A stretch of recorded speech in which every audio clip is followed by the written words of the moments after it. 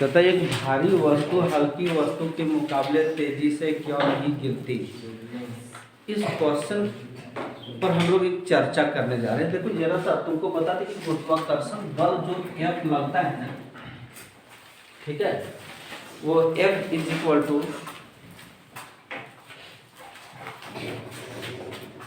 GM बटे T²। ये गुरुत्वाकर्षण बल हो गया ना, अच्छा गुरुत्वाकर्षण बल हो गया। गुरुत्वीय स्थिरांक G बराबर क्या होता है? गुरुत्वीय स्थिरांक G बराबर, हाँ, बड़ा M छोटा M बटे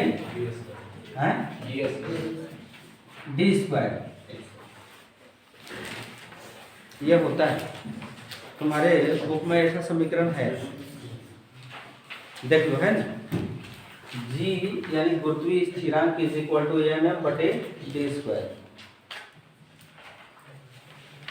ठीक है। ये M पृथ्वी द्वारा का द्रव्यमान हो गया,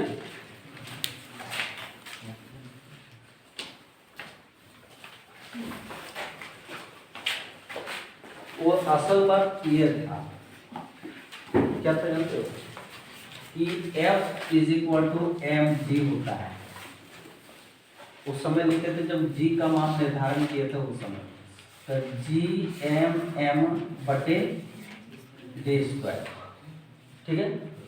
और ये कैंसिल हुआ था, तो G is equal to GM बटे D², ये है ना। अब कोई भी वस्तु का जो है ना गुरुत्वीय जो नीचे गिरता है वो गुरुत्वीय त्वरण पर निर्भर करता है, ठीक है। एक वस्तु है,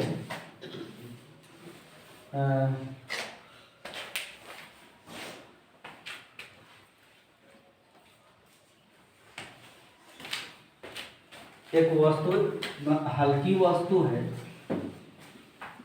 ठीक है, और एक अन्य वस्तु है वो भारी वस्तु है। मान लो इसका 1 kg द्रव्यमान है और इसका 2 kg द्रव्यमान है, M 2 kg है, और दोनों जो है वो पृथ्वी से समान ऊंचाई पर है, पृथ्वी से एक निश्चित ऊंचाई पर है। जबकि क्वेश्चन में दिया हुआ है कि हल्की वस्तु तेजी से गिरेगा, हैं? अगर 2 kg द्रव्यमान का वस्तु को अगर हम नीचे गिराएंगे, मुक्त पतन जिसको बोलते हैं, उस सेंस से गिराएंगे, ना तो हम उसको ऊपर से कोई धक्का दे रहे हैं गिराने के लिए, अलग से फोर्स लगा रहे हैं, और ना ही उसको हम प्रतिरोध कर रहे हैं, बल्कि उसको स्वतंत्र उसको छोड़ रहे हैं। जब स्वतंत्र छोड़ रहे हैं और दोनों वस्तु को देखें तो उस दिन हम लोग तो भारी वस्तु पहले गिरा था ना। असल में कहता क्या है इस बुक में, देखो इस बुक को समझने का कोशिश करो। इसमें कहता है कि हम जानते हैं कि मुक्त पतन में वस्तु का द्रव्यमान वस्तु का त्वरण का अनुभव करती है, ठीक है। मतलब इसका अर्थ यह हुआ कि सभी वस्तुएं खोखली हो, ठोस हो, बड़ी या छोटी हो, एक ही दर से नीचे गिरनी चाहिए। चाहे वो खोखली वस्तु हो, चाहे ठोस वस्तु हो, चाहे बड़ी वस्तु हो, चाहे छोटी वस्तु हो, वो एक ही दर से नीचे गिरनी चाहिए। यह कहानी के अनुसार इस विचार की पुष्टि के लिए गैलीलियो ने इटली में पीसा की झुकी हुई मीनार से विभिन्न वस्तुओं को गिराया। इटली में इटली का पीसा का झुका हुआ मीनार ने को गिराया, क्योंकि पृथ्वी के निकट G का जो मान होता है वो स्थिर होता है। बहुत ऊंचाई पर जाओगे तब तो G का मान बदलता है नहीं, लेकिन नज़दीक में स्थिर होता है। अतः एक समान त्वरित गति के करने पर जो है ना, समीकरण के लिए त्वरण A और G का मान को मान्य रखा जाए तो एक समान रूप से गिरेगा। यहाँ इस प्रकार बोला गया है इस क्वेश्चन में, नहीं तो ले दे करके हमको लगता है कि दोनों एक समान रूप से गिरेगा जैसा इसमें बोला गया उसका उसी के आधार पर अगर हम चर्चा करें, बात करें ना, तर्क करें तो दोनों एक समान गिरेगा निश्चित ऊंचाई पर। ठीक है, तो क्वेश्चन नंबर 2 का यही फंडा है हमारे हिसाब से कि दोनों वस्तुएं एक समान एक साथ गिरेगी। ठीक है, क्वेश्चन नंबर 2 का आंसर लिखो, हम बताते हैं। ये डाटा हम तुमको दे दिया। क्वेश्चन नंबर 3 में ऐसा ही बोला गया है कि 1 केजी द्रव्यमान का एक वस्तु पृथ्वी पर रखा है तो उसके बीच लगने वाला गुरुत्वीय बल का परिकलन कीजिए। गुरुत्वीय बल यानी F का परिकलन करना है ना। तो पृथ्वी का द्रव्यमान हम लोग जान रहे हैं 6 × 10⁻24 kg। ठीक है, वस्तु का द्रव्यमान को स्मॉल m से इंडिकेट किए हैं। 1 kg तुम्हारे क्वेश्चन में दिया हुआ है, 1 kg का एक वस्तु। ठीक है, अब पृथ्वी की त्रिज्या, क्योंकि दो वस्तुओं के बीच की दूरी, जब पृथ्वी पर अगर कोई वस्तु रखा है तो उसके बीच की दूरी जो है ना उसका केंद्र से गणना किया जाता है। तो केंद्र से परिधि आ गया ना, पृथ्वी का जो ऊपरी सतह वो परिधि न है, तो केंद्र से परिधि के बीच की दूरी को हम लोग त्रिज्या कहते हैं। तो त्रिज्या दिया हुआ 6 × 10⁻6 मीटर। ठीक है, और गुरुत्वीय स्थिरांक जी का मान हम लोग पहले से पढ़ चुके हैं 6.673 × 10⁻11 न्यूटन मीटर स्क्वायर प्रति केजी स्क्वायर। ठीक है, तो यहाँ पर दशमलव के 2 अंक तक लिए हैं। 6.7 × 10⁻11 एफ निकालना है। और एफ निकालना है तो हम लोग जानते हैं कि एफ = G/m/r²d²। d² दो वस्तुओं के बीच की दूरी के लिए इंडिकेट करते हैं और r² पृथ्वी की त्रिज्या के लिए इंडिकेट करते हैं, याद रखना। तो g का मान हम लेंगे 6.7 × 10⁻11 और ये पृथ्वी का द्रव्यमान है 6 × 10⁻24 और ये जो m है वस्तु का द्रव्यमान है। कोई प्रॉब्लम है क्या? r² की जगह पर हम पृथ्वी की त्रिज्या लेंगे 6 × 10⁻6 का होल स्क्वायर। सही है ना। आगे बढ़ते हैं, कैलकुलेशन करते हैं, जरा ध्यान से देखना तुम लोग। पावर वाले, चूंकि इस पर भी 10⁻11 10⁻24 है ना, तो घात वाली संख्या को अलग रखो, इसको मल्टीप्लाई करो। मतलब कि 6.7 × 6 को एक साथ रखेंगे इंटू 10⁻11 + 24। -11 + 24 क्यों कर रहे हैं? क्योंकि आधार सेम है, पावर अलग अलग है, गुना में है तो पावर जुड़ता है, पता है ना वो चीज घातांक का नियम से। अब नीचे यहाँ पर भी हम अगर करेंगे तो 6 का स्क्वायर 6 छक्का 36 × 10⁻12। पावर पे पावर हो तो पावर गुना हो जाएगा, मल्टीप्लाई हो जाएगा ना, तो 6 × 12 आएगा कि नहीं आएगा? ठीक, अब इसको 6 × 7 = 42 के 2 बाकी 4 6 × 6 = 36 और 4 40 दशमलव यहाँ पर पड़ेगा ना, इंटू 10⁻, यहाँ 13 होगा नहीं होगा? 24 में से 11 जगह 13 बचेगा ना। अब ये 36 हो गया इंटू 10⁻12 हो गया। भागा में है तो पावर घटेगा ना, सो यहाँ पर हो जाएगा 402 इंटू 10⁻13 - 12 और यहाँ केवल 36 ही बचेगा। दिक्कत हो रहा है क्या? आगे बढ़ते हैं, तो यहाँ पर 402 इंटू 10/36। ठीक है, मिस्टेक हो रहा है क्या मेरा कहीं कहीं? तो दशमलव हटाएंगे तो 402/36 आ रहा है। 402/36 कहीं मिस्टेक हो रहा है।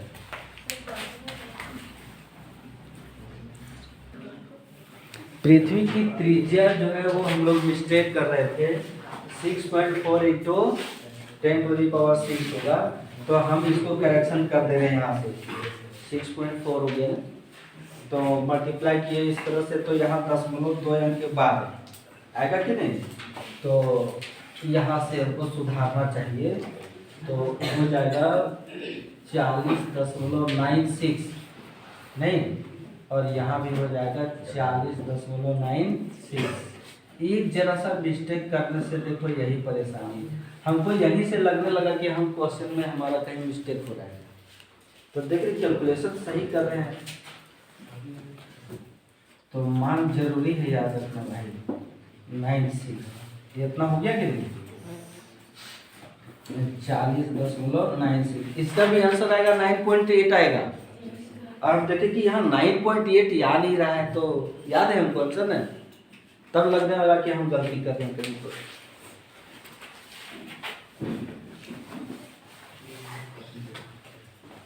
अब इसका दशमलव हटाएंगे तो 2 जीरो ऊपर चढ़ जाएगा कि नहीं? तो यहाँ पर लिखेंगे 40200 करो, और यहाँ पर आ गया 4096। अब इसको डिवाइड किए थे हम लोग, जब जी का मान निर्धारित किए थे उस समय यही मान आया था, तुम पलट के देख सकते हो पेज, ठीक है कि नहीं? सेम यही मान था, और हम इसलिए डिवाइड करके हम तुमको दिखाना नहीं चाहेंगे, हम डायरेक्ट लिख देना चाहेंगे 9.8 यहाँ पर न्यूटन हो जाएगा। वहाँ पर हमने लिखा था मीटर पर सेकंड स्क्वायर, और यहाँ पर हो जाएगा न्यूटन। क्यों? क्योंकि हमने यहाँ पर एफ निकाला है, तो एफ का ऐसा मात्र बल का न्यूटन सेम है। देख लो उस समय भी वही था और इस समय भी यही है।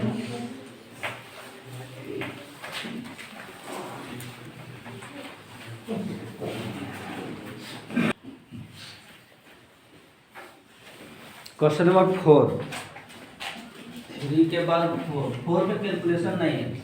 कहता है कि पृथ्वी और चंद्रमा एक दूसरे को आकर्षित करते हैं। ये तो सही है, पृथ्वी और चंद्रमा एक दूसरे को आकर्षित करते हैं। फिर कहता है कि पृथ्वी चंद्रमा को जिस बल से अपनी ओर आकर्षित करता है वह बल क्या? चंद्रमा पृथ्वी को जिस बल से अपनी ओर आकर्षित करता है उससे बड़ा होगा, छोटा होगा या बराबर होगा। कहने का मतलब क्वेश्चन समझो ना, क्वेश्चन ये मान लो कि पृथ्वी, ठीक है, और ये जो है वो चंद्रमा, ठीक है। तो पृथ्वी चंद्रमा को अपनी ओर आकर्षित कर रहे हैं, चंद्रमा भी पृथ्वी को अपनी ओर आकर्षित कर रहे हैं। तो अपनी ओर आकर्षित करने के लिए कुछ न कुछ तो बल का प्रयोग करना पड़ता होगा। चुंबक के किनारे अगर हम चुंबक के बगल में अगर रख लेंगे लोहा को, तो चुंबक उस वस्तु को अपनी ओर आकर्षित कर लेता है। तो क्या उसमें कुछ न कुछ बल लगता है? जो बल लगता है उसको चुंबकीय बल कहते हैं हम लोग, नहीं? तो यहाँ पर पृथ्वी चंद्रमा को आकर्षित कर रहा है और चंद्रमा पृथ्वी को भी आकर्षित कर रहा है। तो पृथ्वी चंद्रमा को जिस बल से अपनी ओर आकर्षित कर रहा है, ठीक है, वह बल यानी ये बल जो है वो चंद्रमा के द्वारा जो बल लगाया जा रहा है पृथ्वी को अपनी ओर आकर्षित करने के लिए, तो क्या पृथ्वी ज्यादा बल लगाएगा कि चंद्रमा ज्यादा बल लगाएगा? कारण मोटा मोटी कहने का मतलब यही है कि दोनों के बल बराबर होंगे, नहीं? तो यहाँ न्यूटन के गति का तीसरा नियम के अनुसार क्रिया के बराबर और विपरीत प्रतिक्रिया का हिसाब बनता है। तो दोनों के बीच लगने वाला जो गुरुत्वीय बल है वो दोनों का बराबर होगा। अन्यथा होगा क्या जानते हो कि अगर पृथ्वी अधिक बल लगाता तो चंद्रमा को अपनी ओर खींच लेता, सटा लेता, और अगर चंद्रमा अधिक बल लगाता तो पृथ्वी को अपनी ओर सटा लेता है। लेकिन कभी कभी ऐसा होता है नहीं, जो ज्वार भाटा आता है ना, तो ज्वार भाटा वाला कंडीशन में ऐसा हो जाता है क्योंकि पृथ्वी का 1/3 भाग जल ही जल है ना। तो जब पृथ्वी को जब अपनी ओर आकर्षित करता है तो पृथ्वी का द्रव्यमान चूंकि बड़ा है तो उसको तो नहीं कर पाता है, लेकिन उस पर जो वाटर है ना, पानी का लेवल को ऊपर उठा देता है और वो गुरुत्वाकर्षण बल के कारण वो ज्वार भाटा कहलाता है। बुझेगी नहीं? तो ये कंडीशन यहाँ लागू होता है। तो यहाँ लिखोगे तुम लोग कि दोनों के बीच लगने वाला गुरुत्वाकर्षण बल बराबर होता है।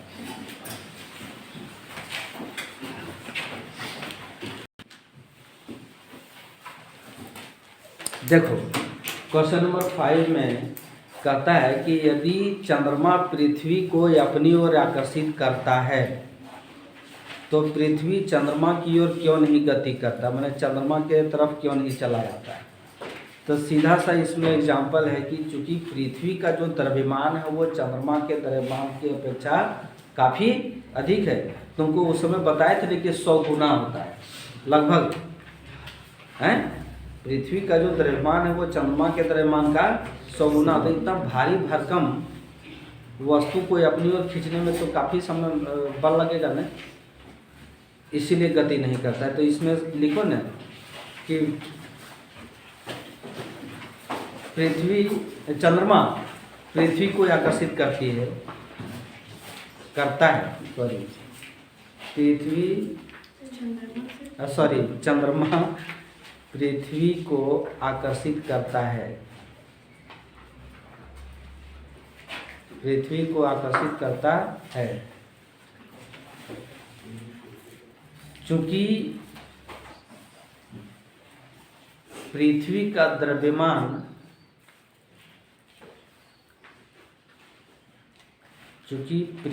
द्रव्यमान अधिक है, इसलिए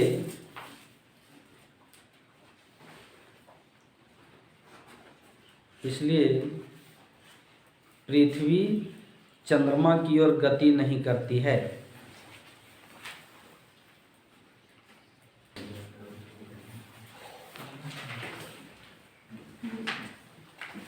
क्वेश्चन नंबर 6 में कहता है कि दो वस्तुओं के बीच लगने वाला गुरुत्वाकर्षण बल क्या होगा। पहला क्वेश्चन, उन दोनों वस्तुओं में से किसी एक वस्तु का द्रव्यमान को दोगुना कर दिया जाए, हैं। सो कहता है कि दोनों वस्तुओं के बीच लगने वाला गुरुत्वाकर्षण बल उन दोनों वस्तुओं के द्रव्यमान के गुणनफल के समानुपाती होता है, यही बोला गया था ना। सो कहता है कि एक वस्तु,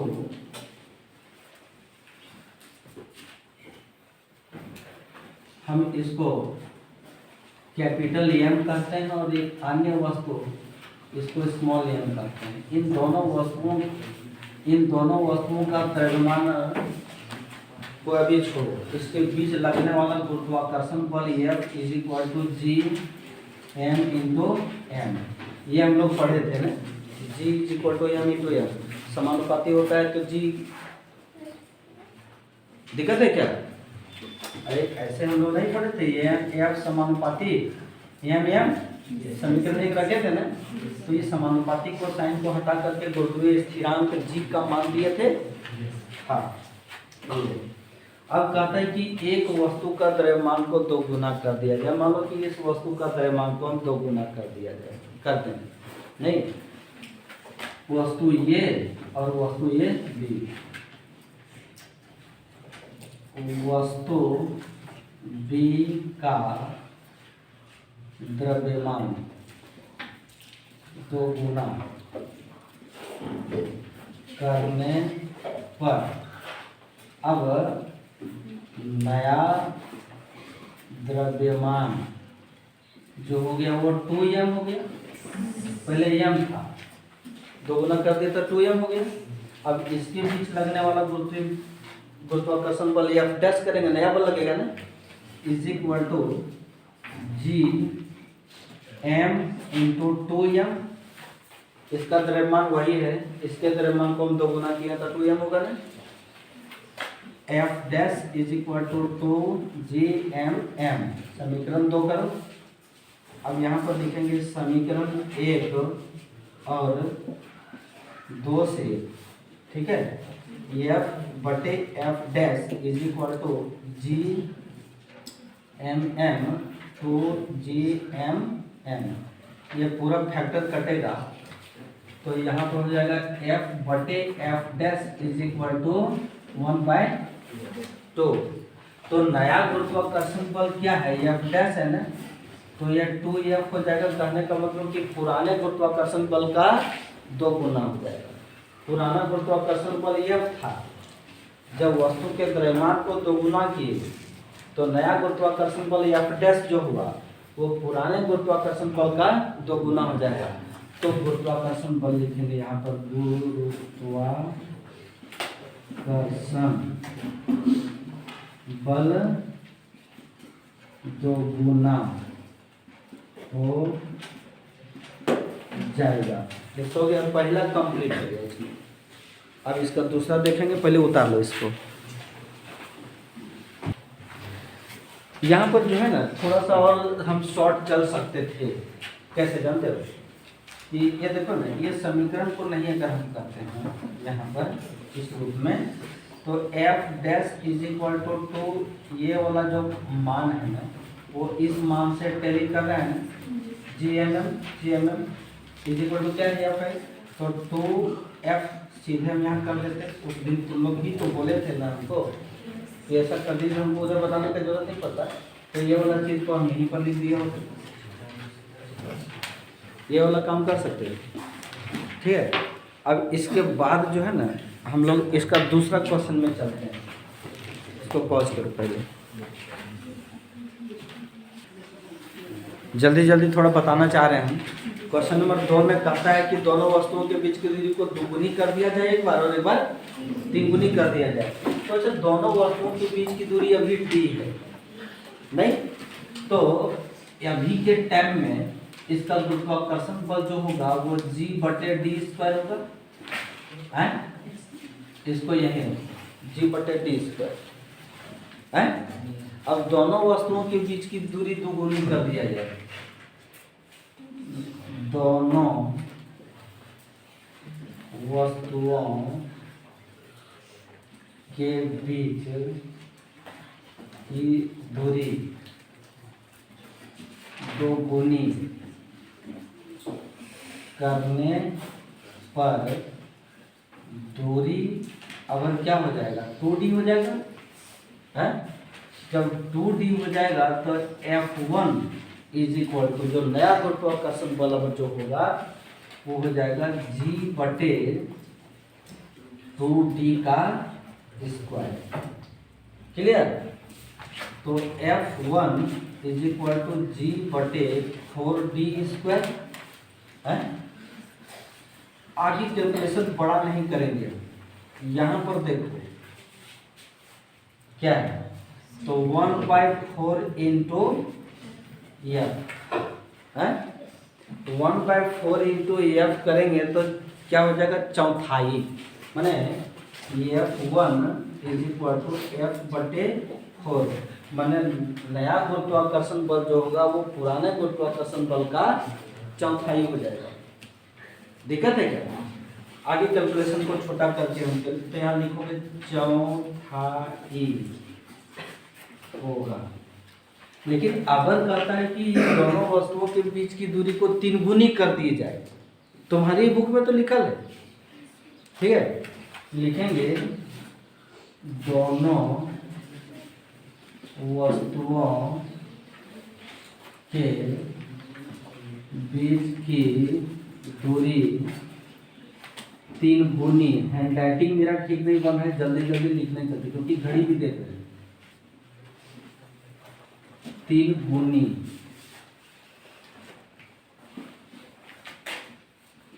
करने पर अगर दूरी जो हो जाएगा वो 3d हो जाएगा ना, तो अगर जो गुरुत्वाकर्षण बल F2 जो लागू होगा वो F1 था, F2 जो लागू होगा वो G/3d का स्क्वायर, तो F2 is equal to G/9d²।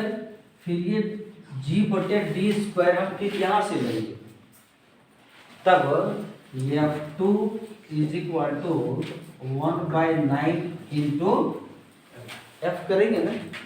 Problem है, समझने में दिक्कत है क्या? तो F2 is equal to F/9 माने 9वां भाग होगा, नए गुरुत्वाकर्षण बल का 9वां भाग होगा। ये क्वेश्चन नंबर 6 का दूसरा कंप्लीट हुआ।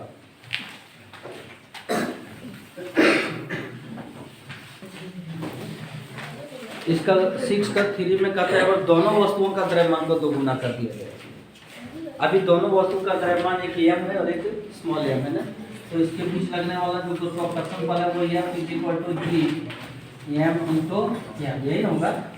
अब दोनों वस्तुओं के द्रव्यमान दो गुना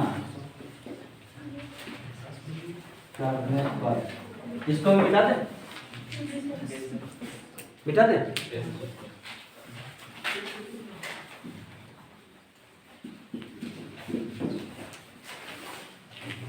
ठीक है, दोनों वस्तु का द्रव्यमान को दो गुना करने पर